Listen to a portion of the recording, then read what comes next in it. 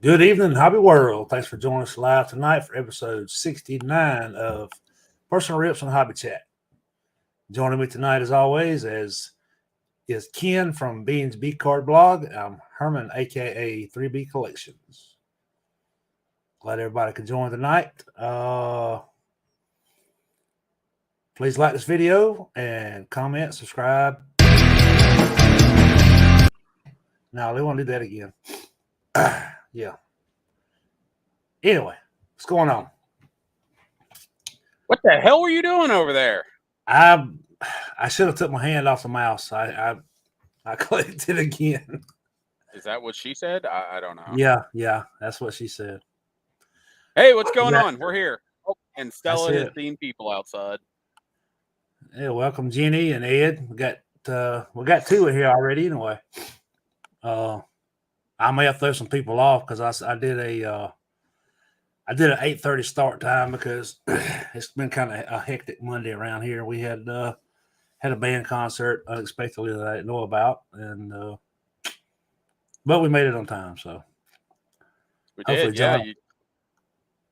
The wife and I were at the park, and when you texted and said, "Oh, hey, we're about to go," I was like, "Oh, damn!" I was not prepared for that. I thought it was going to be a little later.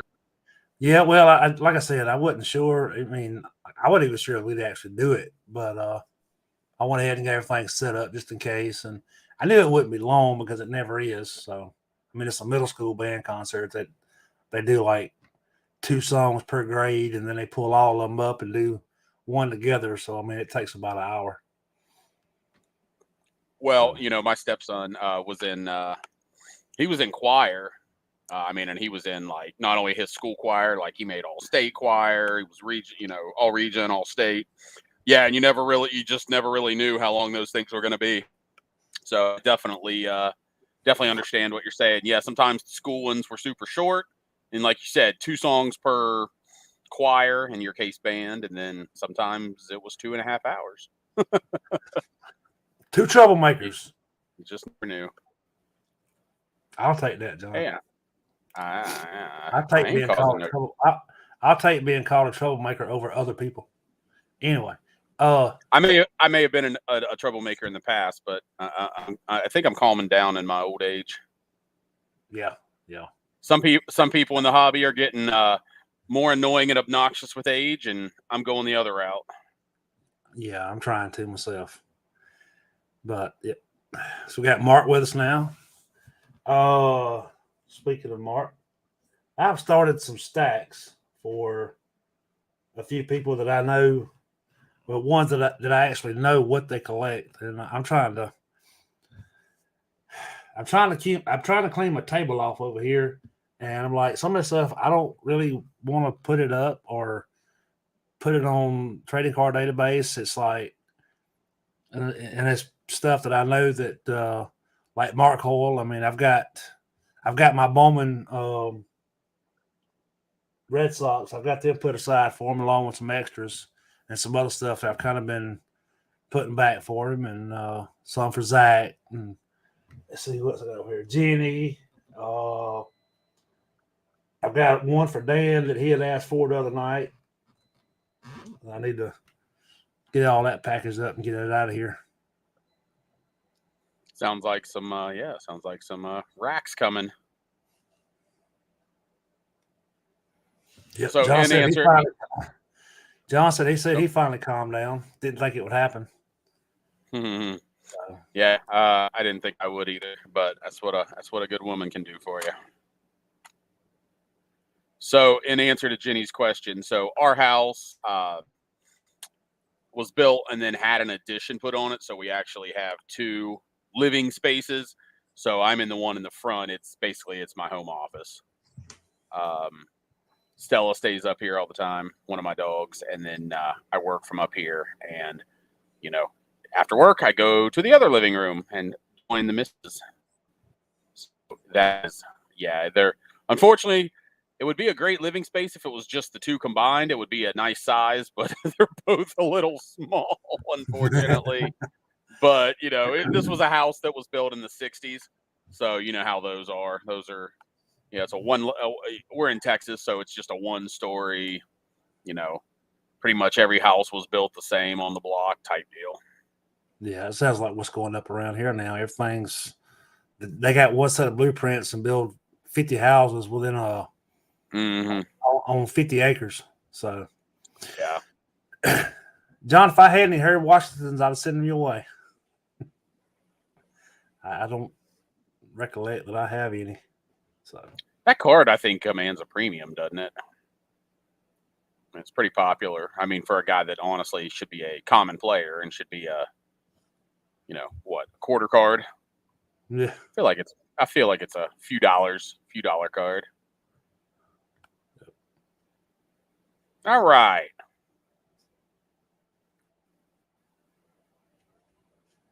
So real quick before we get started, I guess this is part of getting started, but I just wondered if he says best common card ever made. Oh, you still doing eBay, right? Oh yeah. I mean, because Bo calls you the king of team lots. I was just wondering. I really hadn't talked to you about it, and whatever. I just wanted to ask you, how that was going. Yeah, I've been doing player lots for a while now, driver lots from IndyCar, stuff like that. Yeah, it goes well because you can get, depending on thickness, weight, what the cards are, you can get, I was going with 8 now. As I'm starting to do more, I'm probably going to get more toward like 10 card lot. That way I can kind of raise the price and raise my average sale just a little bit.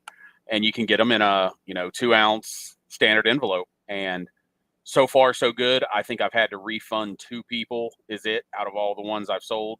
So, no complaints. I mean, if you go look at my feedback, I do get a lot of, very well packaged, just as expected, because I kind of say in my description how I'm going to, I give a rough idea of how I'm going to ship them. So, yeah, it's been really good because, like I said, the goal is to try and get my average sale up. Because honestly, the time that it takes to list and then pick and pack, like for a $2.50 card with free shipping, I don't want to do it. I mean, it works for Bo, it works for Jenny. It's just one of those things. It just doesn't work for me. I'm not taking down anything that I have like that, but I'm not going to be adding more. I pretty much want my minimum sale to be a $4.97 with free shipping at this point. Right. So how exactly are you packing like the player lots? Are you putting them in a sleeve in an envelope or team bag or? So sometimes it's multiple to one sleeve, or sometimes they're each sleeve. Kind of depends on who, the what. Is it a super shiny card? Is it just those kind of things? But I will put them into 2 semi-rigids, tape the semi-rigid, at the top like you would do a top loader. I use whatever the long envelopes are, and then I tape the semi-rigids to the packing slip. Just fold it 3 times, put it in, and there you go. Okay. And you can get, like I said, you can get like between 4 and 6 cards, and depending on thickness. I mean, I have some that I've sold that are paper thin, and then you also have thicker ones. So you just have to use your best judgment on it. But so far so good. Nothing's been damaged. Only a couple that didn't show up, and I wonder if they actually did show up, and people are just using the standard envelope, tracking as a way to get free cards. But yeah, it's been fantastic. I've really slacked on listing the last 2 to 3 weeks. I need to get a little better about that. I don't know if you might have been like packing them up like. Well, I know Jenny does it. I do it myself, but a lot of times when you do like an 8 or 9, 10 card trade on trading card database, I mean, we use. Let's see if I got one here. Yeah. Oh, I think I know what you're going to say, and I just don't want to do that with eBay. Yeah. See, trading card database, I will absolutely do that if I'm making a trade or I'm sending just a random. If I'm just sending you like 12 cards. Yeah, I'll do that. But as far as selling on eBay, I don't want to do it that way just because of how many bad buyers there are. And you said it right too, bad buyers, because you'd be surprised how, well, I can send. I think the most I've sent through trading card database is like 12 cards, PWE. 4 per sleeve on a like a binder page, cut off on 3 wide, and I've received them that way. I've sent them that way, and I've never had one card out of I don't even know how many trades. I've never received one card damaged that way.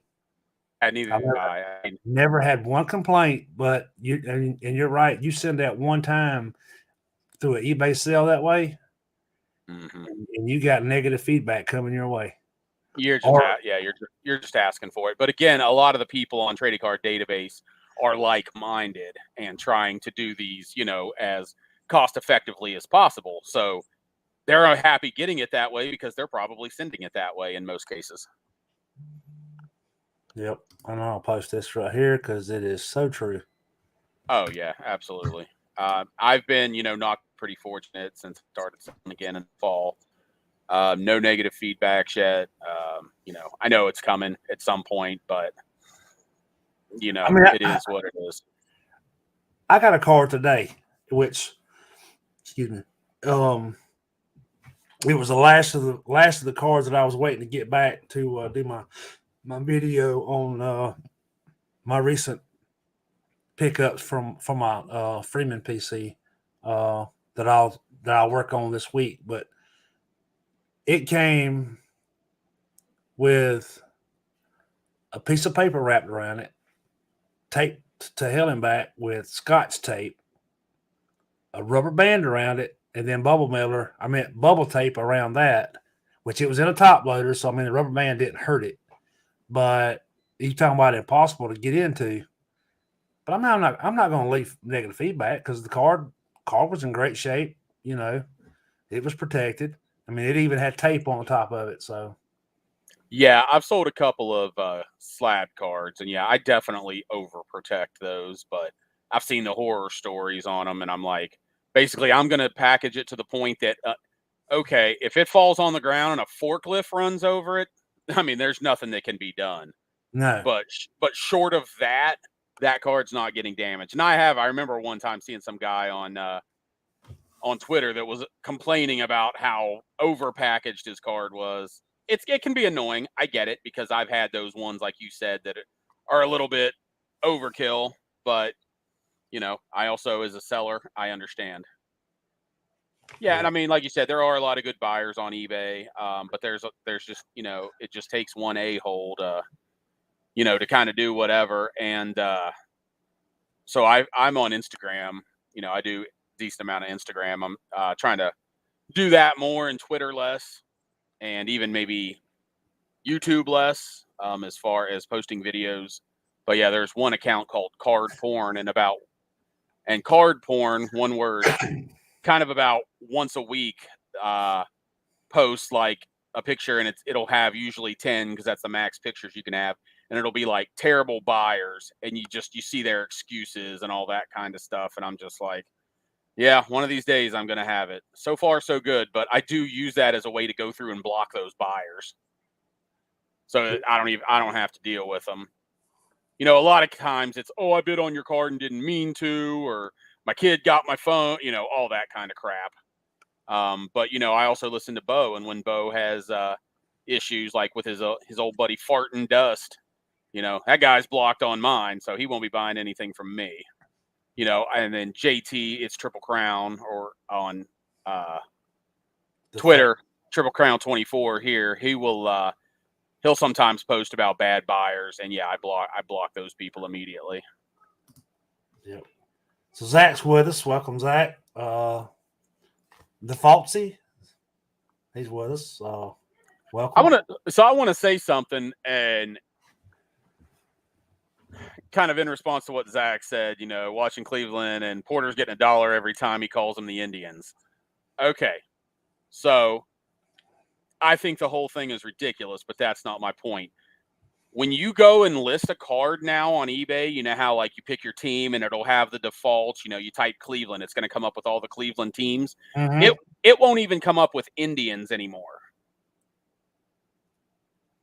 I don't want to list somebody from the 60s that played for the Indians as playing for the Cleveland Guardians.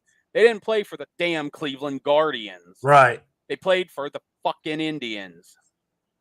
So I still type it in there, but I'm just like, seriously? So does it come up if you type it in? No, you can type it in. You can make your own team, basically. But yeah, when at least last time I sold somebody that was last listed something that was an Indians player, and I think that was just last week. Yeah, if you type Cleveland, you'll have Browns, Cavaliers, Guardians, Cleveland State. I forget what they are. Things like that. But it will not come up with Indians. Yeah, it's just I'm like, come on, man. Yeah. But what I'm saying is, if you type in Indians, does it show up in the search as Indians, or does eBay kick it out? No, that's what I'm saying. It doesn't have a Cleveland Indians option available. You have to manually type the team in. No, look, I'm finna block John.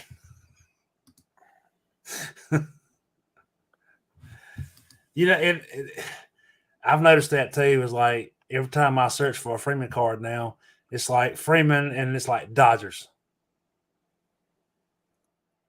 As far as I know, they've only made 2 cards of him in the Dodgers uniform. So, I get it because it's keyword spamming. Yeah, it's the team he's on now. And to answer your question, John, yes, I got more than 1 card today. So, but yeah, exactly what Zach said. Albert Bell and Kenny Lofton played for the Indians. Zach Plesac, who's there now, he plays for the Guardians. That's fine. Now, that being said, I also when I go through there, though, I do use both teams. So if somebody searches for Guardians, they're still going to get the Indians cards or vice versa. So that's so John says, let's open it because he's got to walk the dog. So, who wants to go first? I'll tell you what. Go for it. I pretty much have a pretty good idea of what's in mine. So my question is, does John have bubble mailers? I mean, I thought at first like it was a logo taped on, but it's like he's got his own custom bubble mailers. That's awesome. I hadn't seen that. That's pretty damn sweet. And he's going to get some free publicity out of it because I do reuse bubble mailers as long as they're in good shape. So, by the way, I just want to point out again to John, I did point it out in his live stream that apparently he deleted yesterday. John didn't even tell me this was coming and that I was supposed to wait until today. So thank you for telling me, Herman. Otherwise, I would have just opened it. Well, he mentioned it in Bo's stream that he sent, which he had sent me a picture of mine. And he's like, and I think it was Bo's stream. I may be wrong. But he's like, I sent you and Ken a package. Y'all need to open it like on camera. So I'm like, okay. And I didn't know that you didn't know, but he said yesterday that this was unique packaging. I mean, so far it looks like a grocery bag from the 70s, a paper grocery bag. So, and he says I don't know what's in here. So. I'm not set up to oh my God. Is it a Biff Pocoroba card right on the top? This is the reaction that he was wanting. I am positive. Let me finish opening it and I might share it. Is it those juicy honey cards? No, hold on. I got to get into it here. Jesus. John, you better be glad I liked you, dude. Oh, my God. It gets worse. By the way, wait, you're coming down to Dallas for the show in a couple of weeks, right? It gets worse. Hold on. Let me look inside before. Hey, Diego, it's just our show. You didn't miss anything. All right. Welcome. Hey, Rich. I'm talking while Herman does whatever the hell he's doing over there. All right, so it is the 76. What I'm assuming is a starter set. I'll pull a couple of them out and I'll show them. It's the 76. 76 starters. I've always really liked that design. Very, very clean. And I've never really looked at a whole lot of them until I started pulling the Braves from the 76 set. And then I was like, man, I love this set. I think I might make this my next one, and that's how this came about. But all right. I mean, every freaking corner. He sends it in a 550 count box, covered in this. Can you see that? Got it's something to do with Freeman and the Dodgers. All right, hold on. I gotta. Yep. Enhance. And I mean, it is on every corner. Well, at least you have a fantastic box now for all your Freddie Freeman doubles. This box will be kept to put any card that I may decide to buy with Freeman in a Dodger uniform. All right, hold on. There's something else in here. I got that 70s podcast card. So did I. Is it a card or is it? I think it's a sticker. And I've got. Oh no, this is awesome. Oh yeah, this is awesome right here. It's a Phil Niekro. I'm assuming it looks like a Kellogg's card. Still in the package. Oh, that's very cool. And he says it matches my He-Man unopened packs. So I don't know if maybe the glue has failed on it or what, but I'm going to leave it in the team bag. So that's awesome, John. I appreciate it. Really do. Even though you did troll me with the Freeman pictures on the box. Rich over there is like the encyclopedia. He's just talking about the 76 top set like crazy. Yeah, only one big, the biggest rookie is Eckersley. So yeah, it's definitely an affordable set to be able to put together. Yeah, the biggest rookie is Eckersley, but I mean, you got to think George Brett's second year cards in there too, and it's not like, I mean, it ain't nothing to sneeze at.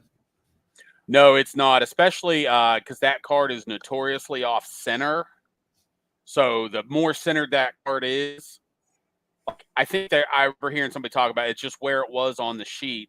And I think I may have heard there's either 1 or 0 PSA 10s of that card because it's just so notoriously off center. So yeah, if you want a decent, well-centered card, yeah, you're going to have to pay up for that. I don't know if that's the only reason. I get that it's a second-year card, and I get that Brett is a very popular, very collected player, but I do think there's something to that as well.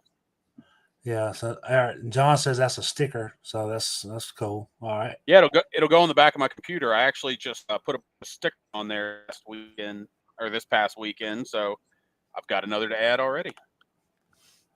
And I need to talk to John about where he got them bubble mailers at. That's pretty cool. Yeah, it is definitely cool.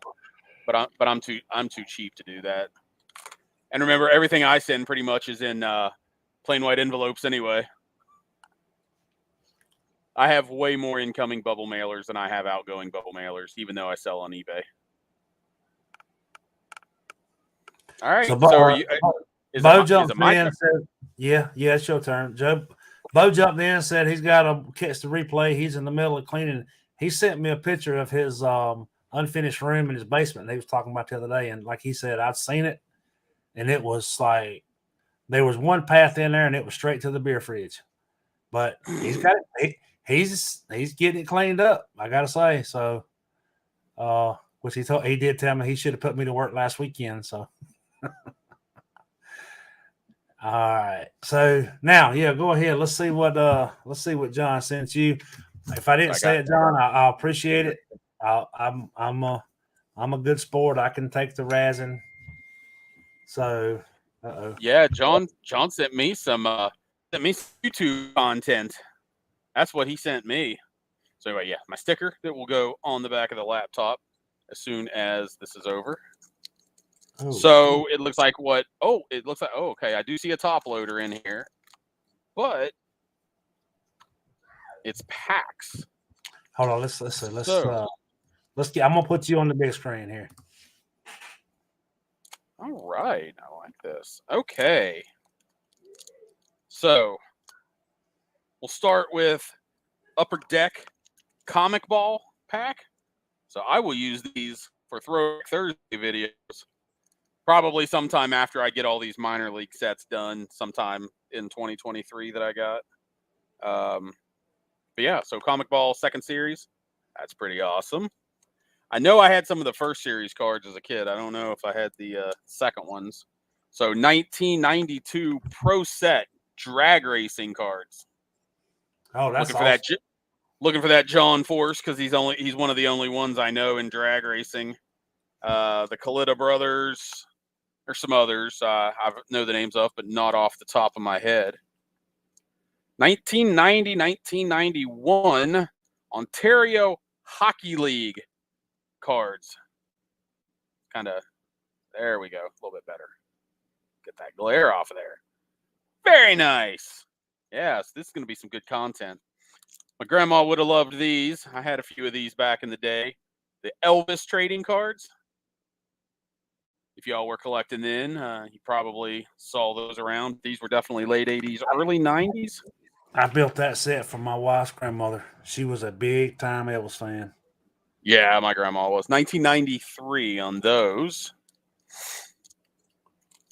Yeah, I mean, some of these, like I think all of those I at least knew about. This one I have no idea. It's in one of the whatever you call them, the clear packs. U.S. Olympic cards. And I can see that I have Wilma Rudolph on the back. I believe she was track, if I remember correctly. So that. And then WWE Classic. I think these are the blue border cards. So pretty excited about those. I was able to open a couple packs of those. I had one on Sport Lots Auctions about a year ago. Yeah, Series 1. But yeah, I think these are the ones that are in the blue. Like I said, they have the blue border, and I think that might be the set that has the Undertaker rookie card. And then not 100% sure what this is.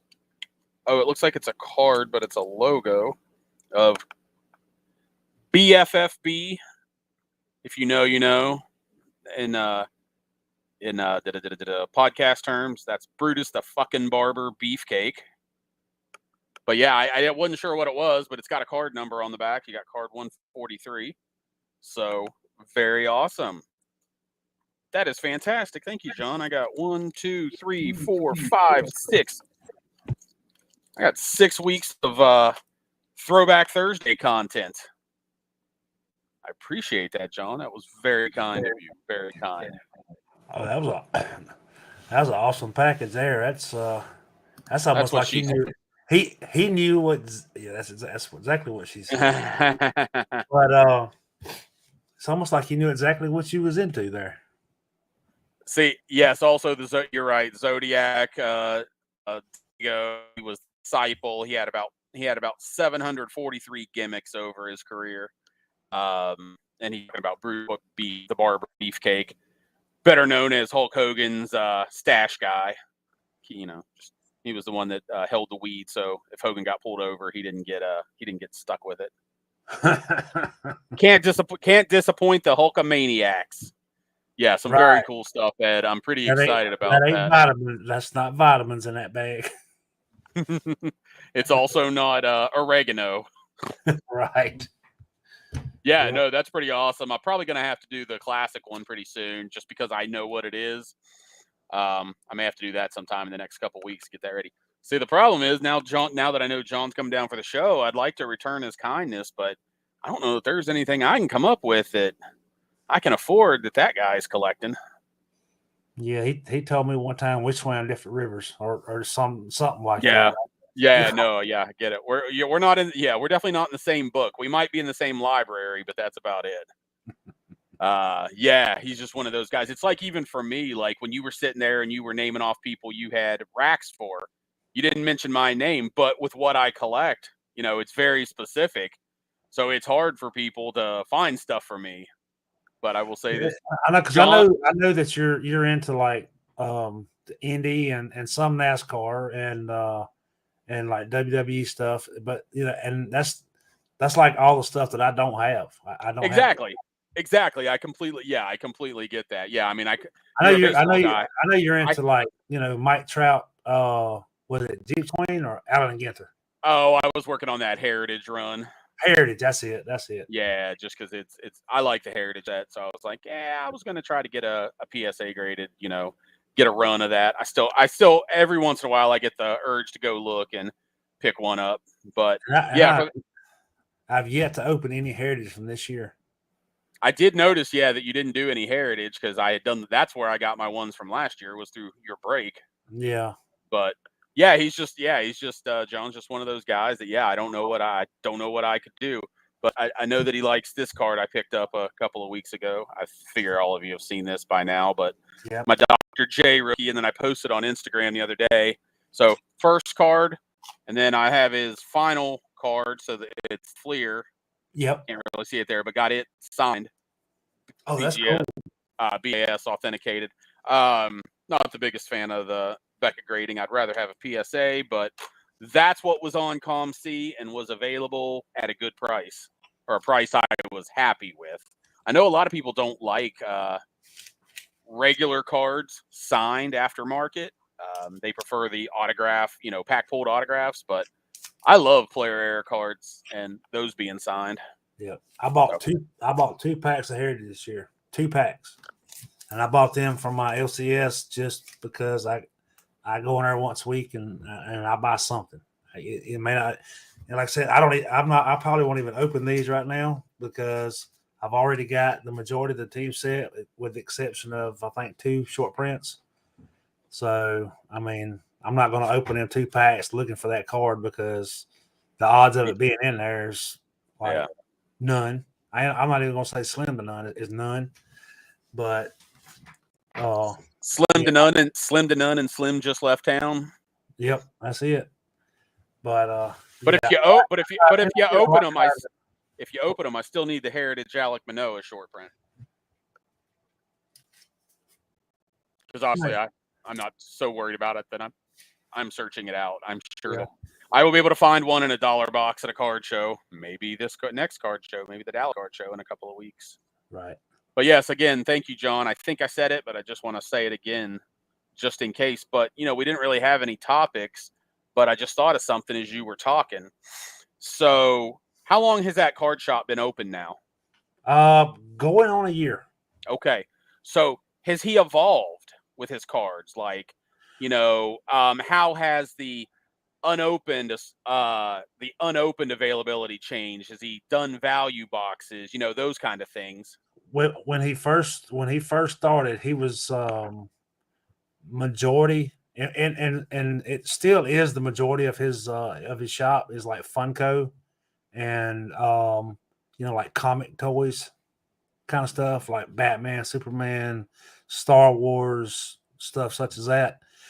And he had basically just a little bit of sports cards that he kind of from his personal collection that he had put out and stuff. And he's gradually he's started building a dollar box and a $2 box and a $3 box. He doesn't have like a quarter and 50-cent box yet, but and he's getting more and more singles out. So it's kind of growing. The one thing that's really taken off for him around here has been Pokemon. Like he's already he's already met his allocation on Pokemon with his distributor, just in less than a year. So, and he's working he's working on getting it with the like sports cards, which I'm afraid that once he actually reaches it, Fanatics is going to take over and they do what they do, and I don't know exactly what their plan is, but hopefully it doesn't affect him actually getting product. But he's slowly getting more and more unopened wax and boxes to sell packs from. So that side of it's kind of growing a little slower than the rest of it. And he told me the other day that like 80 to 85% of his business is online. So okay. Yeah, I was wondering, you said he's getting on a year, so having a brick and mortar shop, does he have collections walk in where he's been able to buy collections, and because of that have singles, value boxes, stuff like that? And that's kind of what I was. I don't know. I haven't asked him that, and I've kind of confronted him about coming on here and just kind of talking about all that stuff. And I may go back and kind of hit him up again to maybe come on sometime. So be kind of be fun to talk about. I do know that we're actually he's wanting to and this goes back to him trying to pick up his allocations for sports cards. Is he's wanting to start doing trying to work on doing breaks, and he's watched a few of mine, and he's asked me about doing them. So, and we just hadn't kind of worked anything out on it, but best of luck to him, because there's so many breakers out there. It just doesn't seem like it's. It just doesn't seem like it's a, cost effective. His thing is if it helps him, if it helps him move an extra 4 or 5 boxes a month or 10 boxes a month that he normally wouldn't around here, it doesn't do anything but help his allocations a little more. So I just look at it as a guy running a small local card shop who's probably working 60 hours a week, to keep that shop going. And now you're going to add in, hey, if it's what he wants to do, I'm not going to criticize him for it. I think that's why he had kind of confronted me about maybe doing it for him. So, okay. All right. And, gotcha. like I said, I'm in there at least once a week and at least buy something from him once a week. Like the Heritage Packs. I mean, I had no intention of opening them, but I bought them and put them up. I mean, well, just do us all a favor and keep your shirt on camera. Oh no, I'm bleaching my hair white. I'm getting my visor. You're gonna go. Oh, you're not gonna go like the guys in Vegas. You're gonna go backyard breakers. That's what you're doing. Did you see that those couple of jack-offs pulled the that LeBron triple logo, man? Yeah, I saw it. Man, I don't. If they're at the National next year, and I see them, I might give those guys a clothesline from hell or something. Those guys are just complete. I just want to clothesline them so hard that fake blonde falls out of their hair. Yeah, guys. I have no opinion of them. I've never watched them outside of a clip here and there I've seen on Twitter, and well, that's all I've seen. But that's all I need to know. I don't need to know more. Like I said, just from out of nowhere, just clothesline some bitch and knock him on his head, and maybe the fake blonde falls out, or at least the visor falls off. Yeah, but you know what? What little bit I've seen of them, you know who they remind me of? And I don't know if you've ever watched any TikTok ever, but you've got to have heard of Ren and Stimpy, the Island Boys, Beavis and Head, the Enzo and Cass. I don't know what that is. All you gotta do is Google the Island Boys, and you'll see them. They're a joke too. Oh, so. Thanks, Diego. I was wondering if anybody was going to get it. I forgot that you do like wrestling, so at least somebody got the clothesline from hell reference. Fuck yeah. Or maybe a diamond cutter. I don't know, something. So Bo's like texting. But Bo can't watch, but he's texting the punk out of me. a nice spine, but a nice Arn Anderson spine buster. Yeah, give him the RKO. That's basically what the when I said diamond cutter, that's basically the same move. Orton kind of took it over. Yeah, it's basically so. Yeah, I love that one because the reason that is one of the best finishing moves ever in all of professional wrestling. Do you know why I'm going to say that? No, go ahead. Because he could hit that. Both DDP did it and Orton does it too. Could hit it out of anywhere. For Stone Cold, for the stunner, you've got to kick him in the stomach first. Right. You know, it's the set to the finishing move. You know, for like Hulk Hogan, for like the big leg drop, which was one of the worst finishers, but you had to have the guy on the mat. No. With the diamond cutter, the RKO, you can hit that some bitch out of anywhere. Guy can be up on the top turnbuckle. You can take him out with a diamond cutter. True. I remember. Oh man, that I'm not even gonna get into that because that's man. Rich is rocking some of the like 60s and 70s around there with Stan the Man and Chief J Strongbow. The sleeper hold, yes sir. I remember how you get them out of that sleeper hold too.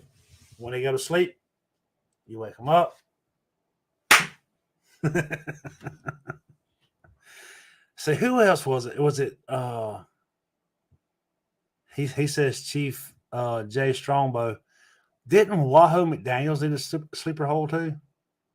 That I don't know. Those are before my time. I know Rich probably would know, but I can't remember if he had a sleeper hold or not. For some reason, those early 80s, they kind of all blend together. But and see, I didn't start following until like the mid till about 85. So the guy that I think used the sleeper then that I remember was Adrian Adonis. Yeah, used the sleeper hold, I believe. And I'm trying to think. I know there's somebody else, another pretty big name that used it, but I just can't figure it out. Oh yeah, Roddy Piper did that's use the one I'm thinking about. Yep. That's it. Yeah. And everybody knows what Ric Flair had the figure for. So woo! Oh man, I didn't hit that one very well. I hear Ric Flair. I won't even try. You can't hear Ric Flair without doing the woo. Yeah. Oh look, I meant told you. And this comes through Trading Card Database. I picked up a trade last week for 8 Dale Murphy OPG cards. Or is it 8 of the same one? No. I got the 85. Oh, okay. I got the 86. I got the 89. So say if you had doubles, you could start a stack for me. I got the 91. Nice. I got the 88. I got the I can never remember what the year this is. Oh, I got the 83 All-Star OPG, the 92 OPG, and that's not an OPG. Okay, so I got 5. But I mean, I traded 6 or I think it was 7 85 commons for the OPGs, and I think 5 or 6 of them I didn't have. So very nice. I had the Topps versions. I just didn't have the OPGs. So Boom Slang, Mickey's with us. He ought to be busy sorting through that 1 million card collection he bought. Well, I like Jenny's comments. She said her 3-year-old nephew is getting into wrestling now to teach him that tackling and T-ball is not okay. I disagree. Baseball is almost as boring as soccer. So if we could add some like spine busters and tackles into baseball, maybe I'd actually be slightly interested. You know, the one thing that, and I don't know, and I'm sure that when Mickey or Boomslang, when he bought this collection, he didn't count card for card of what he bought. But just the fact that, you know, he was calling it on YouTube the 1 million card collection, if I'm not mistaken, I think that's what he called it. And then they pull up with this big old U-Haul truck and open it up, and it's full from like front to back. The first thing I thought about was, Bo's doing 1,000,000 Cubs. If that's what 1,000,000 cars looks like, Bo's in trouble. Yeah, I could not. I could not buy 1,000,000 card. I'm just having some like anxiety about trying to sell off the stuff I've got, and it's not anywhere near that. And then I was going to say that Mark pointed out Brutus the Barber Beefcake did use the sleeper hold too. I forgot about that. Yeah, and Gary but must yeah, have that's right, because Gary- he would do the sleeper hold and then cut the hair. cut the hair. Yep. Yep. I guess Gary his ears must have been itching that we were talking about wrestling, and he decided to join us. Elbow sausage. Yep. You just missed the wrestling talk, Gary. Yeah, Rich. I can't. Whew. That's just too many cards. It's too many cards. So I guess, do you want to elaborate on what Rich said a couple of minutes ago? Yeah, we can. Give me just a second. First off, I thought I was going to the Dallas show. Thought I had everything in line. I did have everything lined up. And it's on the second I had everything planned out and lined up, I found out that I had other plans that the Sunday of the last day of the show. So my little girl's got a dance recital coming up, and they do a dated daughter dance. And I had actually missed the last practice, or the first practice, when I went to Madison, which I had already bought the tickets and made the plans before they released the schedule. So I missed it. So I'm like, I can't miss this. I can't go. And then once I had decided I wasn't going to go, and I told John Newman that I wasn't going to be able to go, I got a text that, my room fell through where I was going to stay. So I guess it's a good thing I didn't go ahead and make the plans. But yeah, it sounds like you made the right decision anyway. Yeah, 100%. There's a Dallas card show every other month. Wait, now, not all those guys are here. I get that, but Virginia, we are buddies. I don't know why you're saying you thought we were, but Diego's got a dated daughter dance coming up. This is like my 6th one, so I'm like a pro at it now. I'm trying to think of what you said that what you said to piss Jenny off. I don't know. What did I say? I was just talking about the dated daughter dance. Yeah, you didn't say anything bad about the twins. No. Oh, she just gave me a hard time. Okay. All right. So for those of you that don't know, and I'm sure that everybody on here pretty much follows us on Twitter, and I'm sure everybody's seen it. But I got an invite last week to join the crew over at over at the Hobby Hotline. So you may see me, or you will see me, possibly a Saturday or possibly a Tuesday on Hobby Hotline. Not sure why I got the invite, but I appreciate it, and I'll do my best to not be one of the other people. And if that's not, if you know, you know. Yeah, if you know. That's not a slight toward anybody on Hobby Hotline. That was just a slight toward a comment that was made today. Yeah. So, and Victor, the rookie card specialist, is he's part of the new crew. So, yeah, I'll make sure to check out Hobby Hotline on at 11. I get the times all messed up. 11 Eastern on Saturdays and 9 p.m. Eastern on Tuesdays, and whatever your time zone may be, beyond that. So, sure. I watch it on when I watch it on replay. So, yeah, I have no idea when it's live. A lot of times I have to watch the Tuesdays on replay, but yep. like I said, I'm sure that you know, my first gig is probably going to be with, you know, Rich and a Beckett, and I'm going to clam up like a fangirl or something, and not be able to talk. But I mean, with Rich, not saying Rich, I mean, because he's been on here before and he's been on Roundtable with us and talking to Rich back and forth, but just being on with Dr. Beckett, it might be a little. I totally get it, because I mean, so I've been fortunate in my life, met some name celebrities, and I don't get starstruck easily. Not celebrities, I would more say athletes. I went to some UFC fights, and I met a lot of the big names at that time. I've met a lot of auto drivers, things like that, and I just don't get starstruck.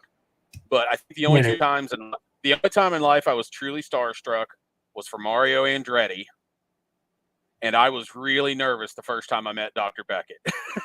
And but he's a great dude. He's a great dude. He's everything you would hope he would be. He really is. Right. So I get it, but you'll do great. Okay, so yeah, I was gonna see. I'm kind of torn because Jenny's asking about the round table, and the third Saturday is the Saturday of the Dallas Card Show, and I'd love to have like Rich and some of those guys on. But then at the same time, I can't push it to the next weekend because, well, why can't I push it to the next weekend? I think that's the day of my daughter's recital. I'll have to look into it and see. We may push it to the weekend after, and then hopefully get you in here and get Rich in here, and maybe we can talk about this card show. And I did tell John this, that since I knew I wasn't going to make the Nationals because I'm not that experienced at traveling. I've only done it one time. And everything I've heard about Atlantic City being, pretty much impossible to navigate and get around. I don't want to. Rich says that's Memorial Day weekend. Okay. I don't want to try to tackle that. So I'm going to go ahead and just make plans for the Nationals next year. Start putting my money back and try to make it to that national. So. Yeah, I'm planning to make plans to go next year. So I'm with you.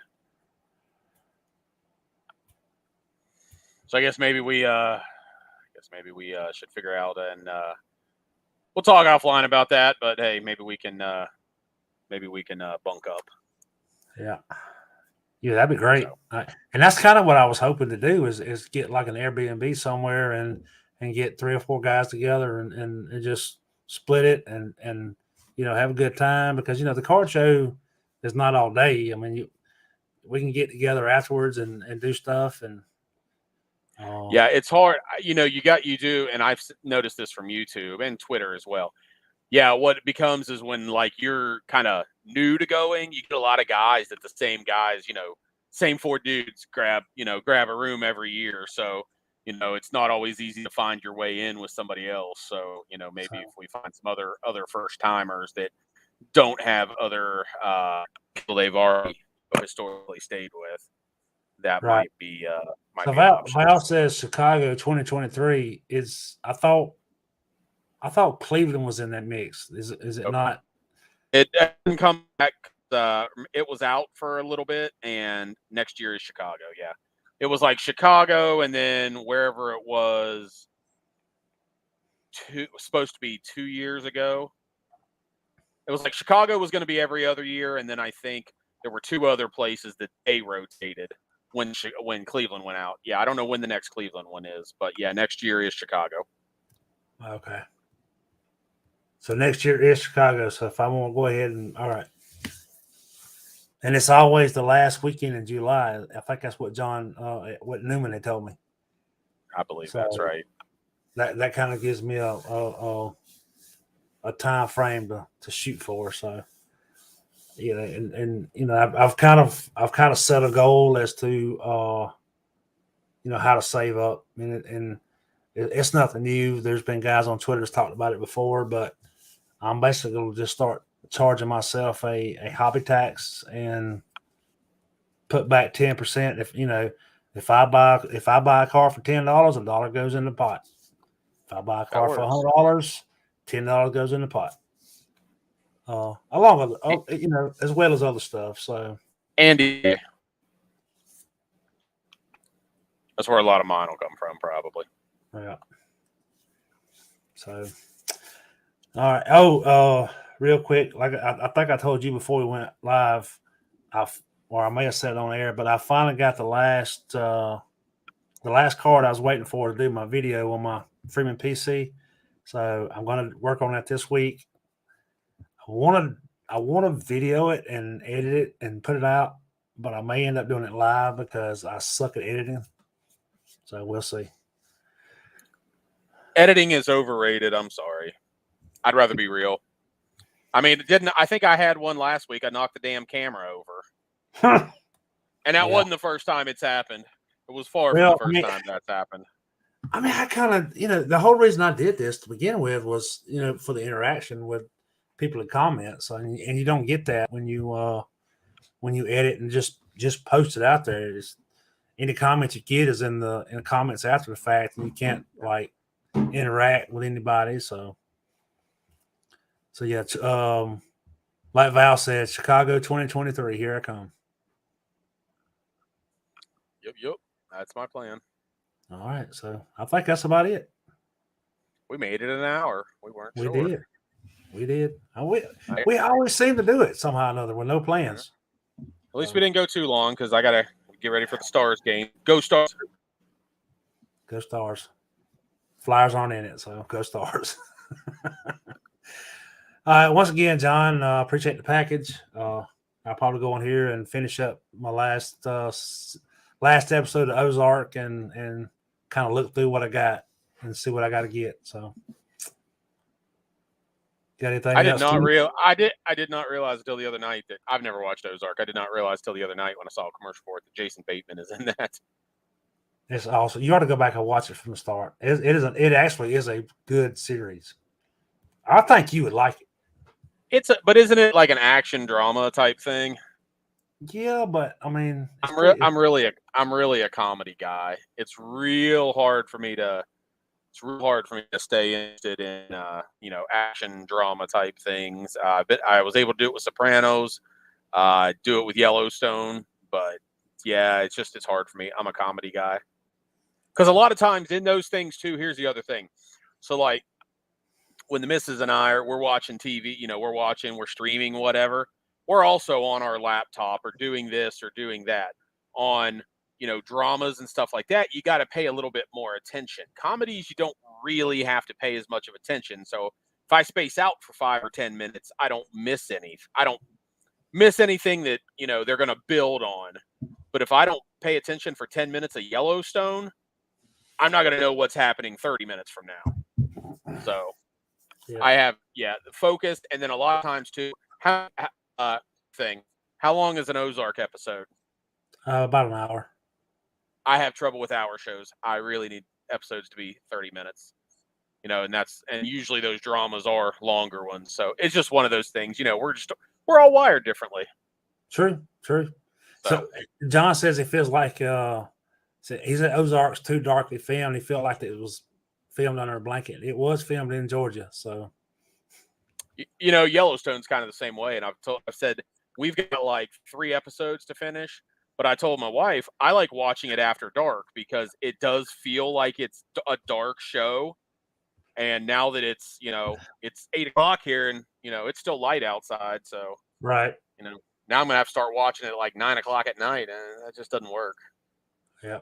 The funny thing is the Ozark show, I started listening to a podcast on a guy that, basically it was a moonshine mafia it was kind of local. It was a town. It was about an hour from here. And the guy that did the podcast, he accidentally stumbled upon this story that he did the podcast on the guy while he was out scouting locations for the Ozark series. So, which I had been watching Ozark before I found this podcast, but it's true story. It really happened. I mean, you can go in the archives of the news and you can find all the stuff this dude's talking about. Some of the stuff that happened in a little town over, like I said, about an hour away from me, Winder, Georgia. But it's in the red clay. Man, some of this stuff is unreal stuff they did over there. But all right, one last question. All right, one show that you really love that you either think is just underrated or just nobody really talks about. We're talking about TV show? Yeah. I really don't know because to be honest, I mean, I follow the masses. If everybody's talking about it, that's when I usually go watch it. But I guess on the mine is, again, mine are going to be comedy because I just, that's what I like. Cougar Town. Never would have thought I would have liked that, but that is a hilarious show, and it's got having a brain fart on her real name. The lady that was she was Monica on Friends. She's married to David Arquette. We watched it. Yep, I know what you're talking about. Yeah, I love that show. We're on like our 8th go of that right now, and it's only 6 seasons, so it only takes us about a week to get through it. Right. Because they're like 27-minute episodes. And another one, if y'all like vulgar humor, but most of you like centered on baseball, the show Brockmire. And that's got Hank Azaria is the main character. And then Amanda Peet was in it as well. She did a lot of things, but Saving Silverman is what I know her from. But anyway, yeah, it's centered around baseball. Brockmire, he is a baseball announcer. He's a play-by-play radio announcer. Yep. Funny thing is, when you said a show that was underrated and underviewed, my mind went straight to John's podcast or video cast. Because no, seriously, and I know John's in the chat, but John has great content and has like 78 followers on YouTube. There's a lot. There are a lot of channels where that happens, but remember too, in most cases, it's the quality of your content. I've got 500, and I get very minimal interaction on my videos. Most of my interaction is from the same, 10 people. And then I see guys that have less, like Shoebox Legends. He posts daily content. I think he's only up in the 300s.